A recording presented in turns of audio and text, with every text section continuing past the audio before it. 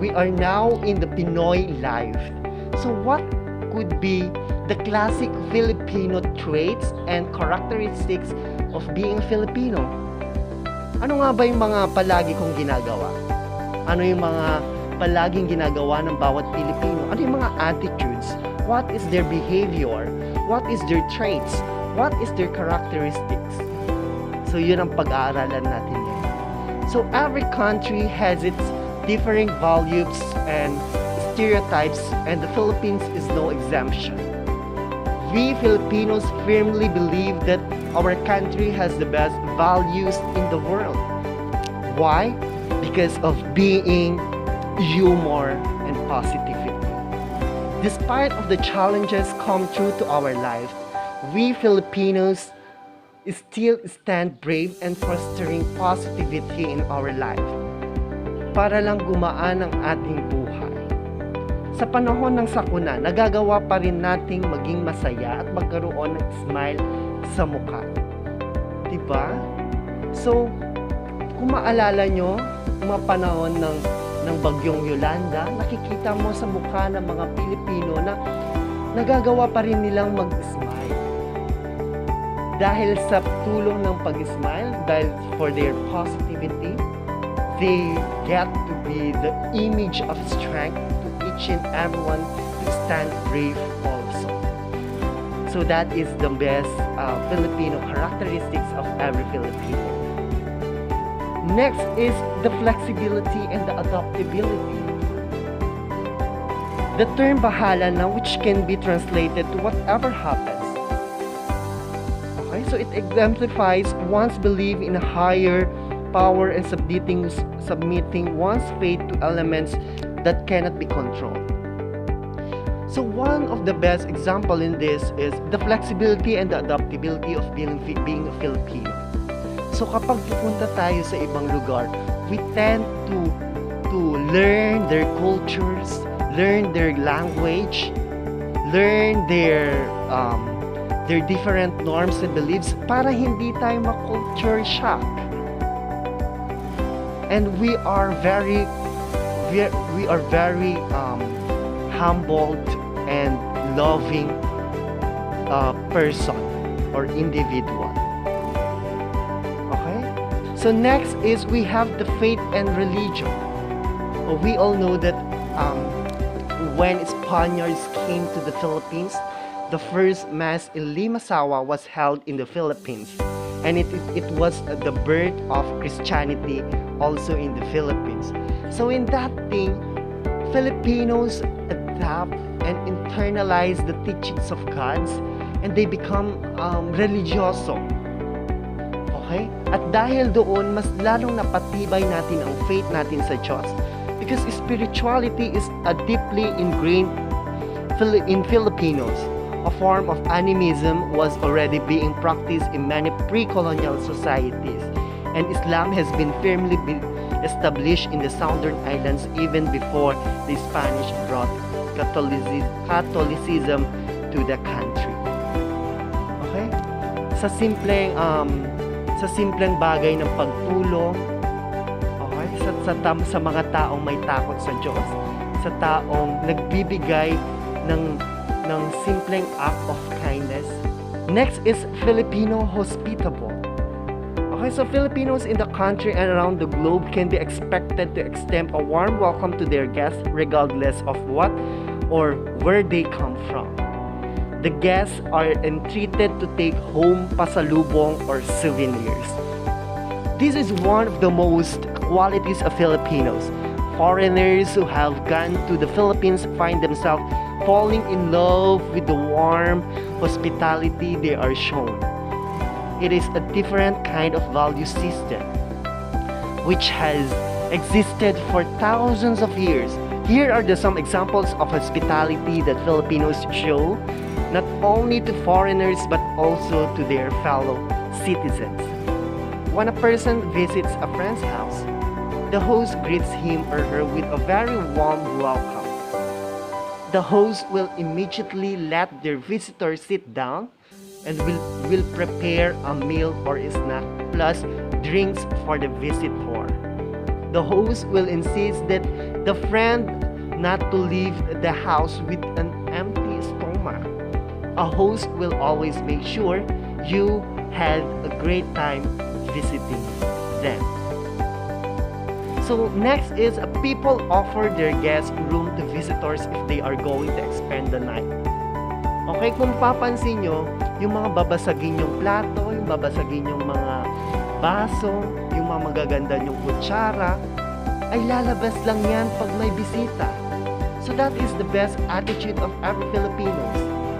Kahit kayong mga anak ay hindi pa nakakagamit ng mga babasagin, pero ilalabas yan ng ating magulang to show respect and to show to show a hospitality to our guest. Diba? So next is meals offered to guests are very special. Okay, so kung minsan kapag wala naman kayong mga bisita, simple lang ang mga pagkain nyo. Hindi kayo nakakakain ng adobo, hindi kayo nakakakain ng kaldereta, yung mga masasarap. But when visitors came in, bigla-bigla na lang magpapaluto si nanay ng adobo, ng kaldereta, ng magpapalitsyon, and etc. Because a host always finds a way to prepare great tasting food that her visitors wants to eat. Diba? So that is the very common attitude or traits of being Filipino. Okay. Next is a Filipino respect. This is often observed not just by younger people but also by people of all ages. Children respect elders by saying po and opo, which means yes when answering their elders. Children or young adults also show respect by putting their elders' hands on their foreheads. And Filipinos also respect at work by making a bow to their employers. Okay? Next is strong family ties and respect. And ever since, kahit sa Amerika, ibang-iba. Dahil ibang-iba ang pagmamahal natin at yung ties natin with our family and religions. Because yes, Filipino values their families so much and that they tend to keep families intact through the generations. So families go to church and pray together because their religion is important and creates a strong bond, marking God as the center of their lives.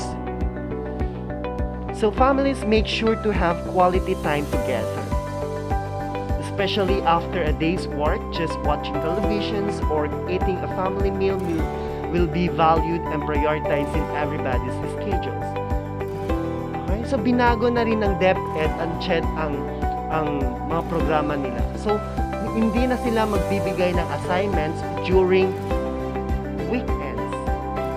Dahil ang weekends na yun, it's time for our family time. So we are going to spend our time with our families, makipag-jamming tayo sa family, and making some interesting na manood, watching movies, and etc. and many more. Just to have a strong bond with our family. Next is generosity and helpfulness. So Filipinos are generous people. Even when we have very little, we always share with those around us. And I experienced this when during noong first teaching ko, my students give me cakes, mga ganyan, letters, flowers, surprises, and etc.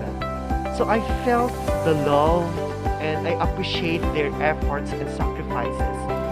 So and that makes the traits of every Filipinos of being generosity, being generous and helpful. Okay, so during special occasions such as birthdays or fiestas, parties when people from other places visit your home to celebrate with you, there are lots of foods specially prepared for everyone, for friends and family, And even strangers can gather, they are always willing to share food and help out. So when a neighbor is in trouble, Filipinos are always ready to help them. Okay? So kung maalala nyo yung kahit pista ng Tugigaraw, madaming mga ibang lugar, Pamplona, nakakapunta sa Tugigaraw just to visit, okay? And also mingle with other people to extend their love, okay, and care to the host. Okay? Pero ngayong pandemic, hindi na. Okay? Pero ang nakikita pa rin natin ang generosity at helpfulness ng Pilipino is yung pagbibigay ng donations. Yung mga taong nag-oorganisa ng non-government organization just to help the Filipinos. And in here, sa Cagayan, nangyari yun. Yung help Cagayan, a lot of Filipinos, a lot of other cities help the Cagayan just to stand, okay, giving them also the opportunities and chances to uplift their life in times of this sakuna. Diba?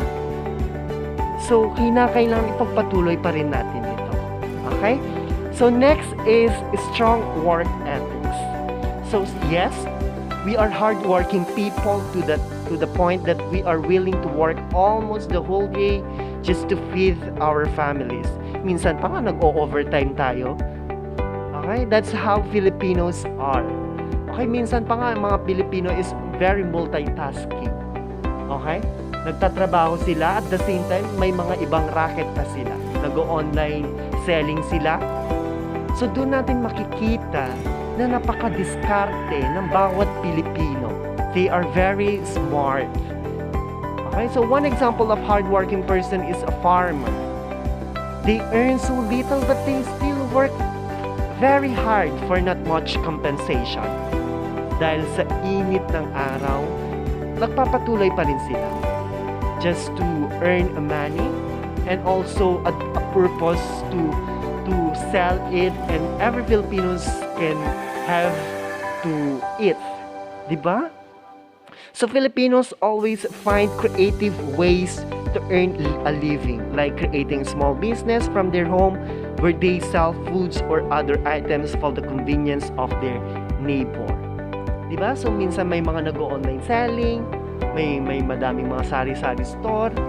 Okay, kanya-kanya tayo ng diskarte para lang makapag-earn tayo ng money at may magamit tayo sa buhay natin. Okay, so next is love and caring. This is the most traits that every Filipino has.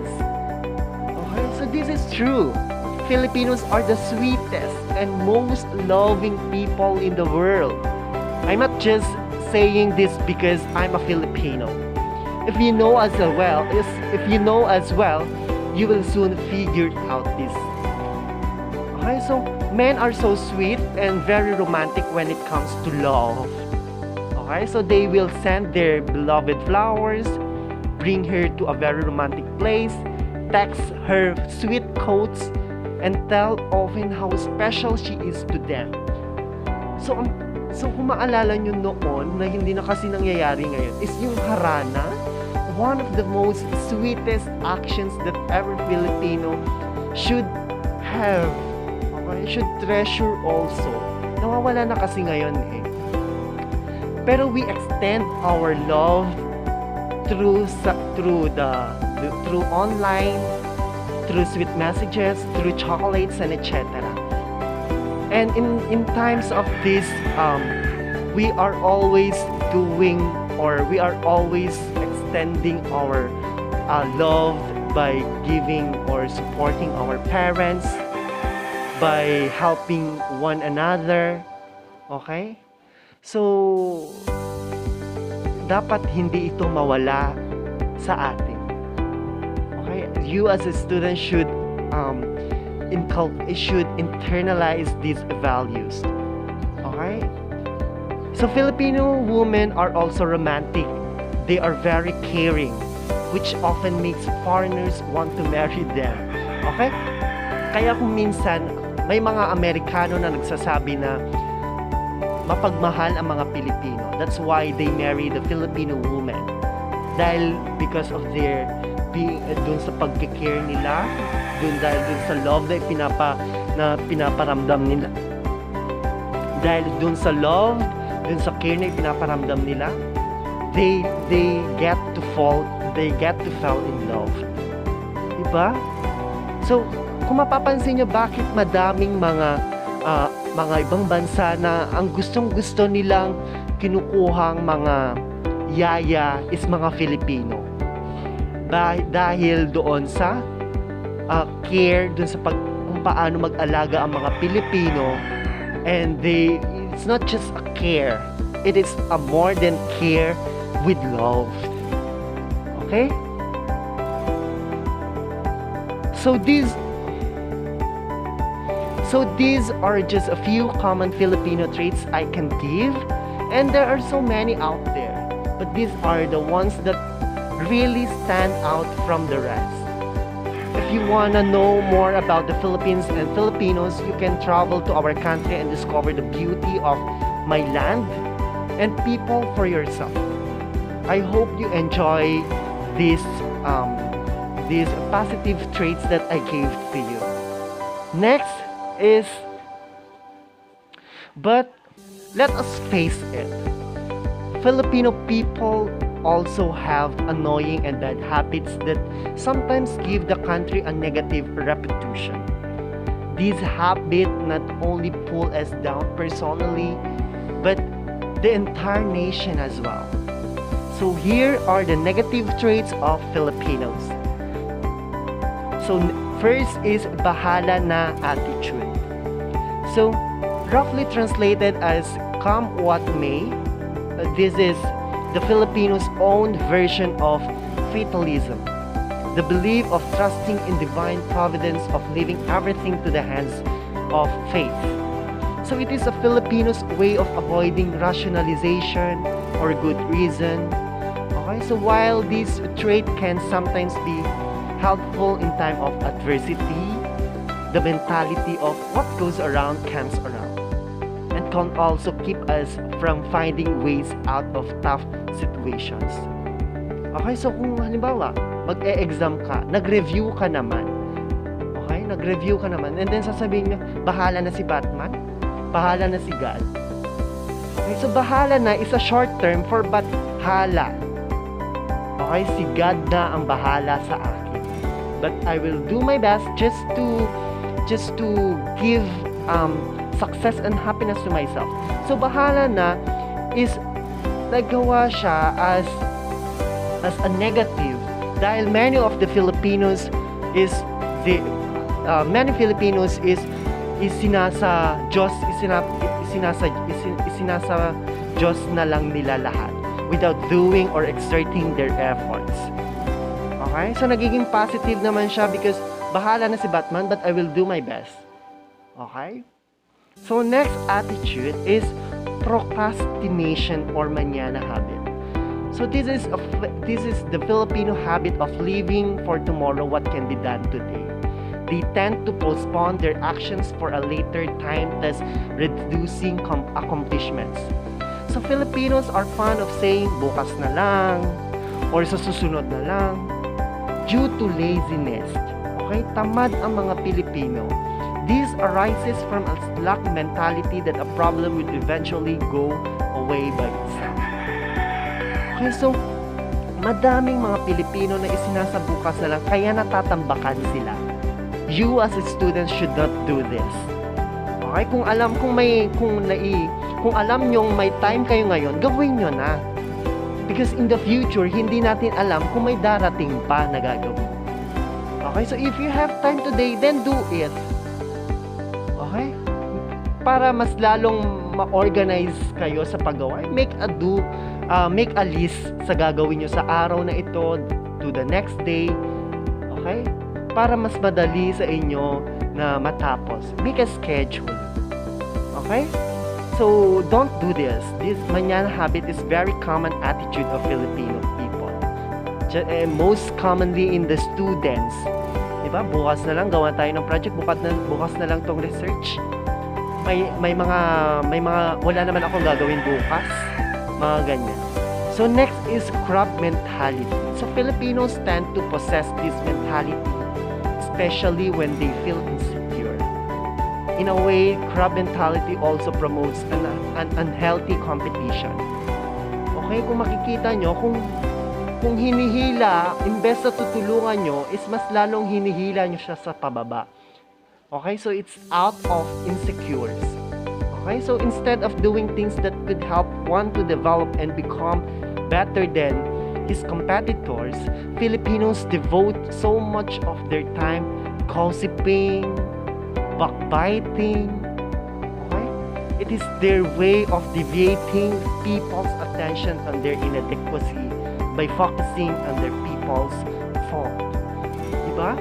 So yun ang mali din ng mga ibang tao.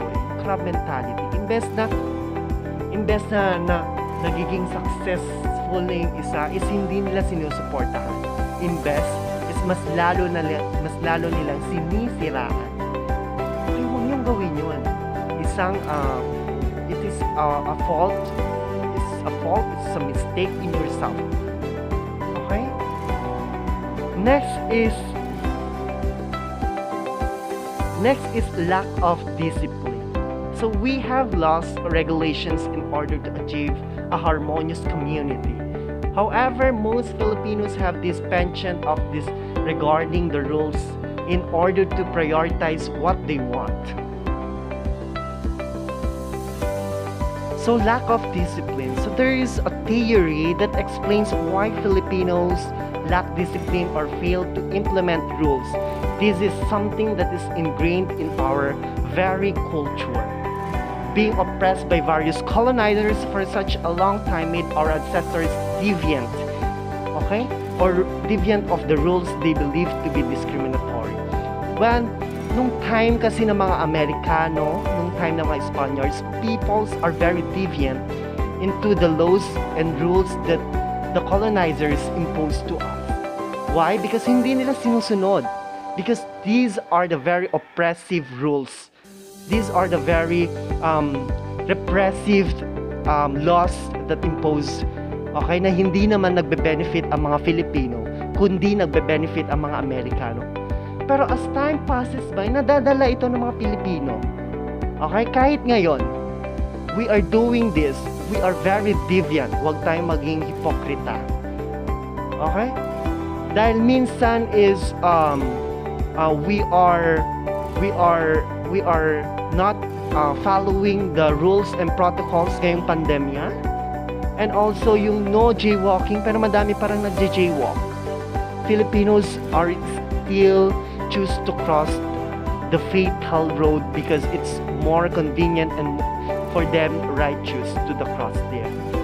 Okay, so kaya minsan madaming mga nadidiskrasya, madaming mga nadadaling mga Pilipino is because of lack of discipline.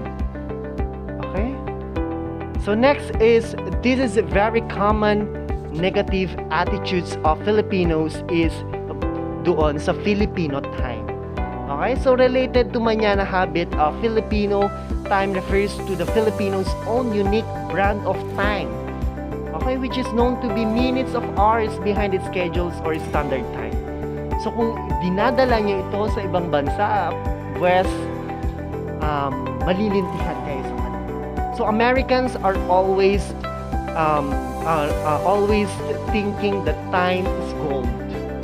Okay, kung na-late ka lang ng 1 minute, papagalitan ka na. Pero kung Pilipino ka, ang alas 7 sa'yo ay alas 8. Kung magi-start ang meeting ng alas 10, magi-start yan ng alas 12.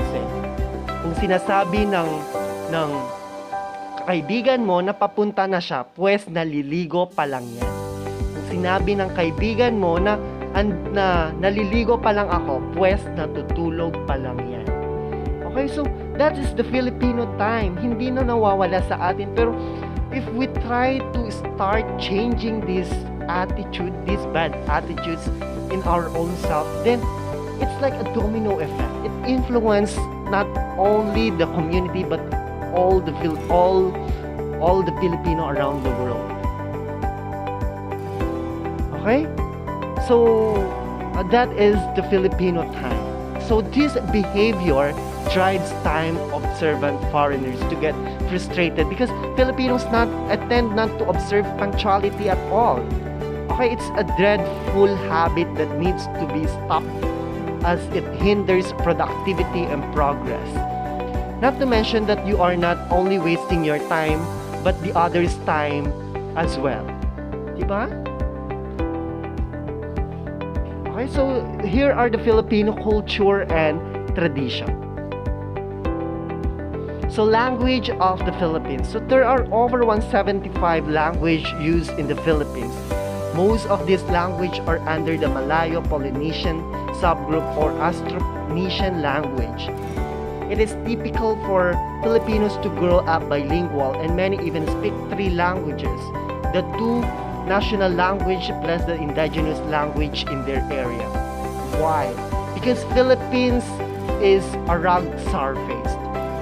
Diverse and mayaman tayo sa kultura and even languages. Okay? So it's more than 175 language. And Filipino is our medium. Okay? Na ginagamit para lang magkaintindihan tayo. And because of that is why Filipinos are very intelligent. Kaya nila sinasabi yan. Dahil ang mga Pilipino ay marunong mag-Ingles, marunong mag-Spanish, okay? And many more. Napapag-aralan natin ang iba't ibang lengguwahe ng iba't ibang lugar. Just like for example, dahil talamak na at dahil very rampant na yung movies or teleseries ng mga Koreans, we are about to learn their languages. Okay? Mga oppa natin, saranghaeyo, mga ganyan. Okay? So next is the religion. Religion is seen as universal value that further strengthens the family and sometimes even affects the government in power. That's why in our constitution, religion is separate to the laws. Okay? Kaya isineparate ang religion sa laws.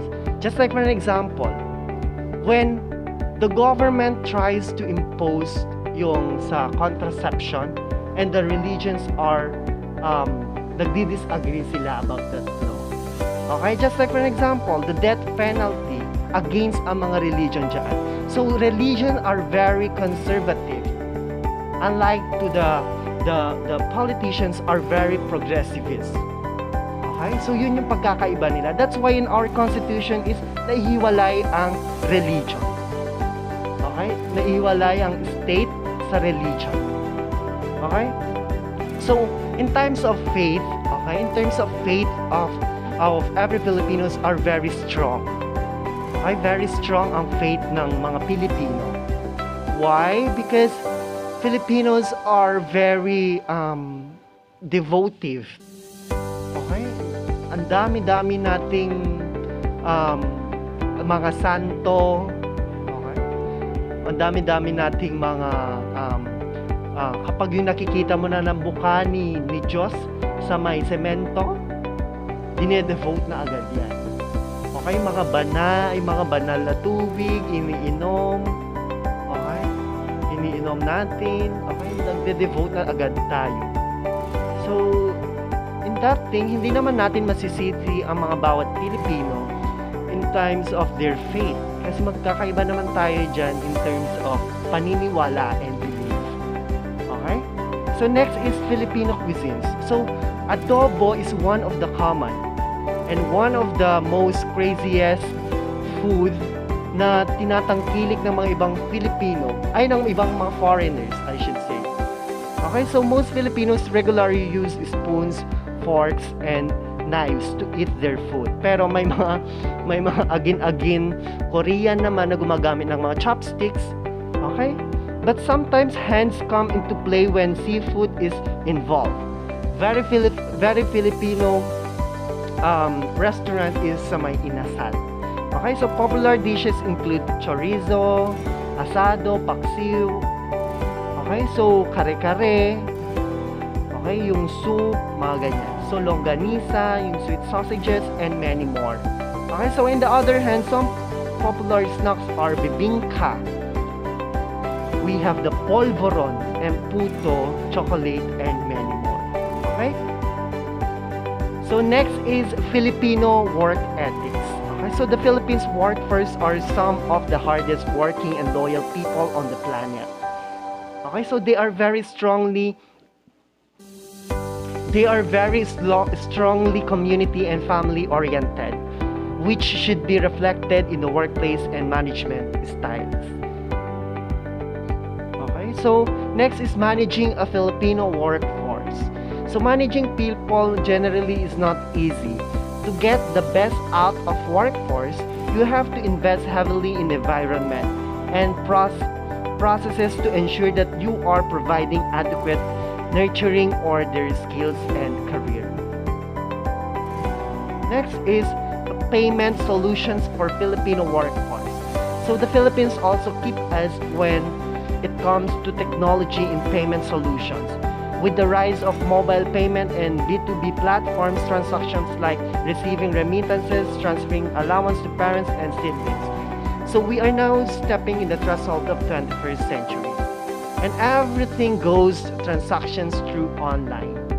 Okay, andyan na ang mga GCash, andyan na ang transferring fund through online, andyan ang ATM, and etc. So, hindi natin mawari na after 20 years or after 50 years is wala nang perang umiikot kundi puro ATM, puro chips na, and so on. Diba? So, siguro ang ganda ng ekonomiya ng Pilipinas pag after 50 years, di ba? So here are the regular non-working holidays in the Philippines. January 1, 2018, New Year's Day. March 29, 2018, Monday, Thursday. March 30, Good Friday. April 9, Araw ng Kagitingan. May 1, Tuesday, Labor Day. June 12, Tuesday, Independence Day. Okay, so thank you very much for listening to today's video discussions, and I hope that you understand and you have the knowledge. I give more. Thank you very much for listening to today's video discussions, and I hope you learned something about you as a Filipino and about our country as a citizens of it. So thank you and stay safe and more power.